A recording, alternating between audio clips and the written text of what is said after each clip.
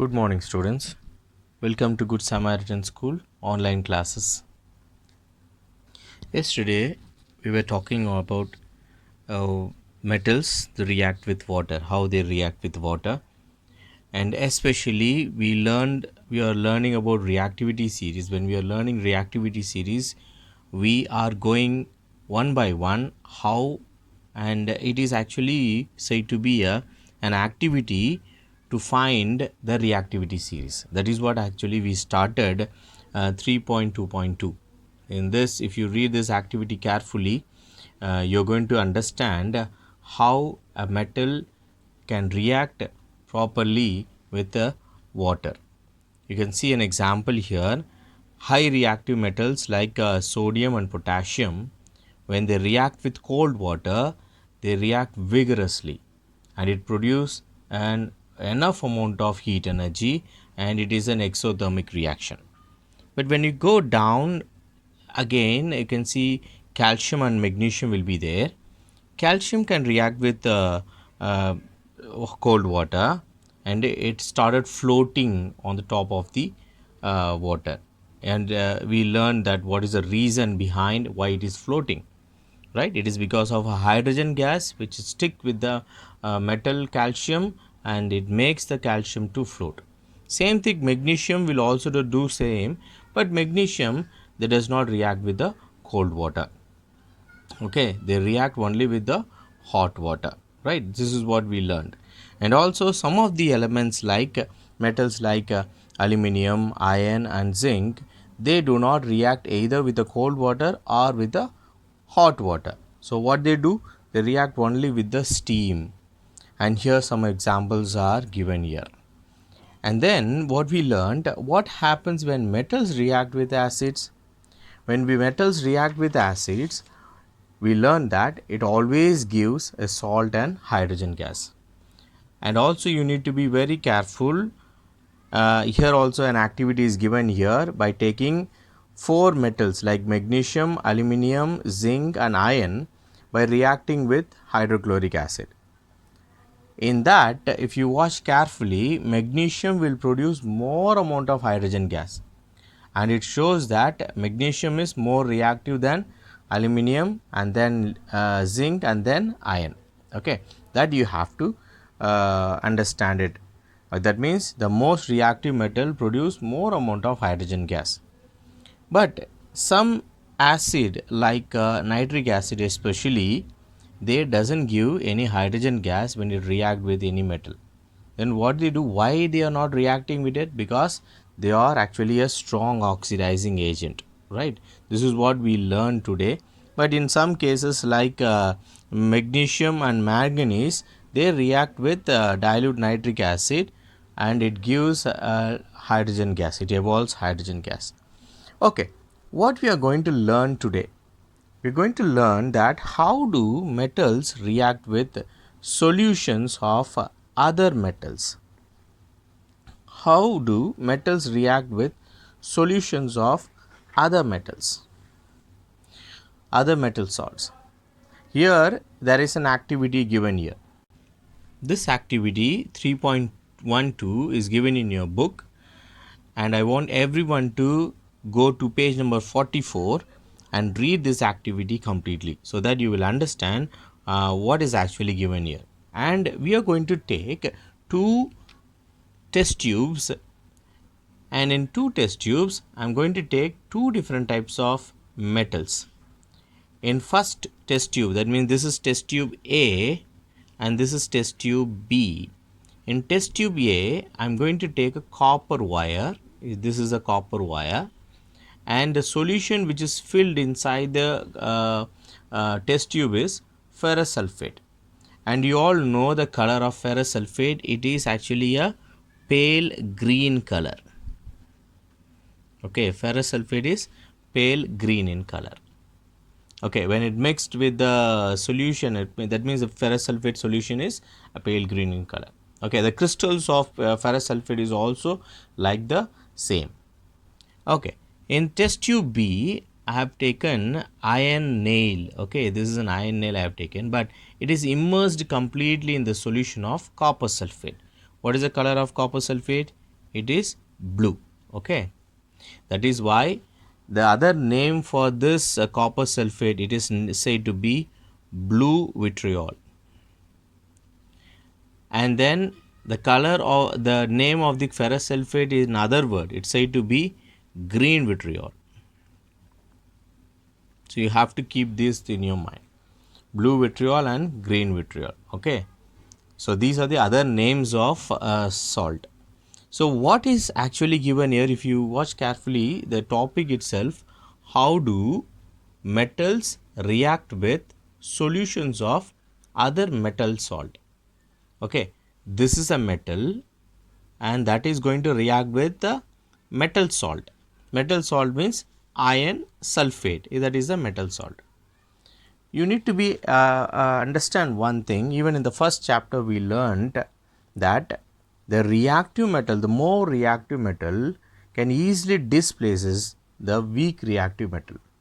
Okay, that is a basic thing. Okay, you can see here reactive metal can displaces less reactive metal from their compounds in solutions or in a molten form. That means the metal which is present in here A and the solution here it stays said to be a B, then here it forms the salt of A and plus metal B. I just want to clear this very easily so that you can understand it more. Here we have metal copper. Okay, this is copper. Take an example.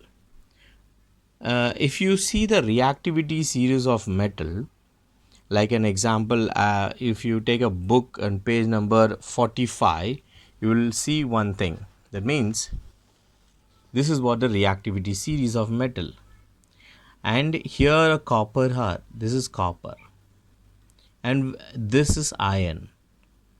If you watch carefully, iron is more reactive than copper.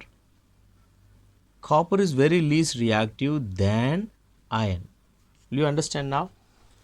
But here what I have taken, I put a copper inside the iron sulfate. Will you understand it? Copper in iron sulfate. Is it possible that this reaction will take place? You think that copper is a boy which is a very lean boy, very small one, and iron is a strong, a bigger one. Is it possible that copper can come and lift this iron, and is it possible that copper will settle with sulfate? It's not possible at all. It's not possible because copper is very least reactive. But you look at here, reactive metal, that means more reactive metal can displace a less reactive metal. But here you can see copper is less reactive. Okay, less reactive metal. Is it possible that it will come and lift the ions? It is not possible. But you can look at the second case here, iron and copper sulfate, iron nail in copper sulfate. Clear? So, but if you look at it, iron in copper sulfate, iron is really stronger one, copper is the least one. So what the iron will do, it come, take away the copper, and then it will come and stick with the sulfate. So it form iron sulfate, and where the copper will go, it will be displaced. That is what this equation talks about.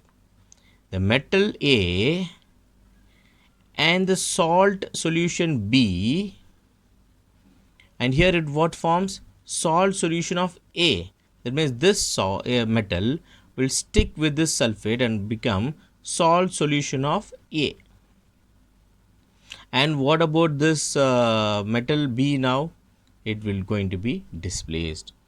Okay, what we are understanding from this, the most reactive metal can displace the least reactive one. So student, what I want to tell you is you have to read the reactivity series. That means you should know potassium is more and more reactive than sodium. then calcium, then magnesium, then aluminum, then zinc. You cannot change the order here. You cannot say that magnesium will come front and the calcium will go down. No, this is the correct order: potassium, sodium, calcium, magnesium, aluminum, zinc, and then iron, lead, hydrogen, copper, mercury, and then silver, and finally gold. Will you understand? This is most reactive metal and this is the very least reactive metal. Okay, I want you to just memorize this at least, because it is very important for doing all the other examples. You have to know this reactivity series properly and in order wise. Okay, if you don't know this reactivity series in order wise, it will then you cannot do the rest of the problems. Okay, what is reactivity series? Reactivity series is a list of metals, okay, arranged in an order of decreasing activities. That means if you see this potassium, the activity is more strong. But if you look at this gold, the activity is very less. That is what you can say, that order of their decreasing activities. Right? Okay, let's do one example here. We are going to take one example and there are question and answers are given in page number 46, and I hope you can do all these 1-2 questions and all. You can see, why is sodium kept immersed in kerosene oil? You know that it is sodium is more stronger, more active element or reactive element. It even react vigorously in the air itself, so it is always kept inside the kerosene, right, to avoid moisture. And then write the chemical equation of the reactions. I know that these two examples equations are given in your book itself, so you can go through it properly and then write.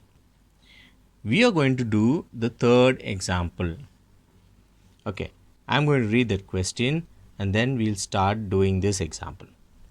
Samples of 4 metals A, B, C and D were taken and added to the following solutions one by one. The result obtained have been tabulated. So what is the result? You can see metal A, when it react with iron sulfate, there is no reaction, but when the metal A react with copper sulfate, it displaces. So first of all, you should know the reactivity series. So what I'm going to do, I'm going to write the reactivity series in a decreasing order wise, okay, which is given in your book and page number 45. Okay, this one. But I'm not going to write the complete thing, but I'm going to write only for these 4 salt, metallic salts, which is given here. So like iron, copper, zinc and silver.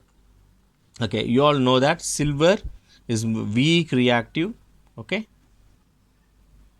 and then copper is just more reactive than silver, and then इसकी ऊपर क्या होगा, ion होगा Fe, and then इसके ऊपर zinc होगा, right? So this is the order wise. That means zinc is more reactive than iron and then copper and then silver. So it will be written like this, right? More reactive than these things. So I just want to write it like this so that you can understand more.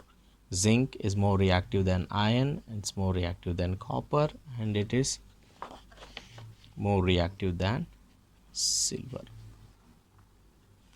Okay, if you look at it, A, when it react with the iron sulfate, no reaction. And when it react with copper sulfate, then there is a reaction. Okay, so copper, if you take a copper cannot react with copper sulfate.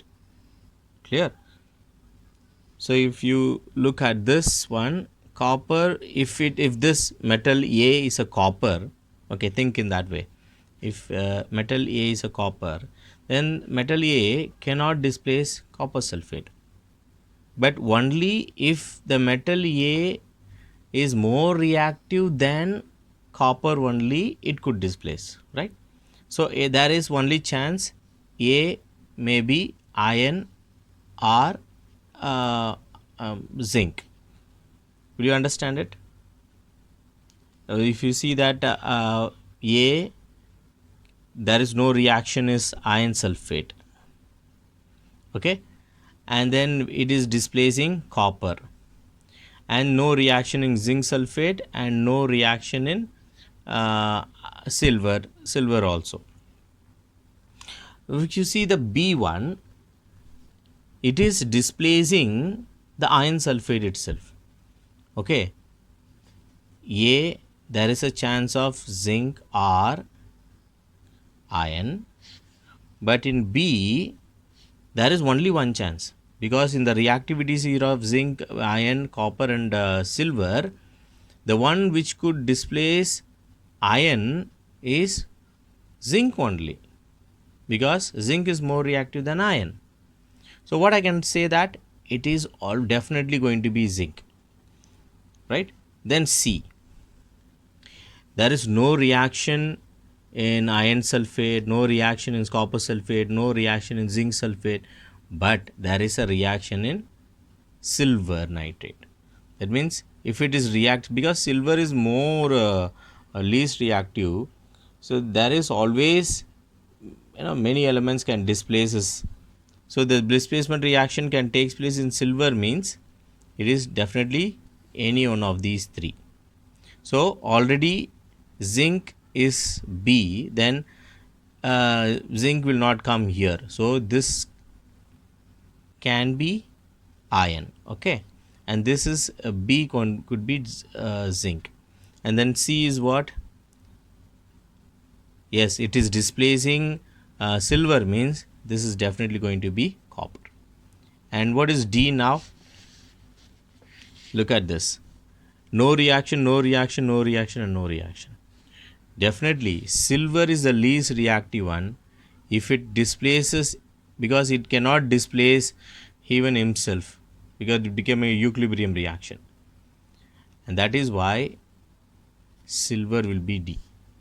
Okay, this I am keeping it in my mind, okay, but the question is not this one. The question is not this one. Now go to the question here. Use the table above to answer the following question about metals A, B, C and D. Okay, look at it. Which is the most reactive metal? Now tell me, which is the most reactive metal here? You cannot say the name Zn, that means zinc, because here they doesn't give metal like zinc, iron, copper, kuch nahi diya. So definitely you have to give a name as A, B, C, D. So now tell me, which one is most reactive metal? Yes, it is B. B is the most reactive metal. Okay. Now, what would you observe if B is added to a solution of copper sulfate? Think of it. If B is added to copper sulfate, we know that B is what? Zinc. When zinc is added to copper sulfate, what will happen?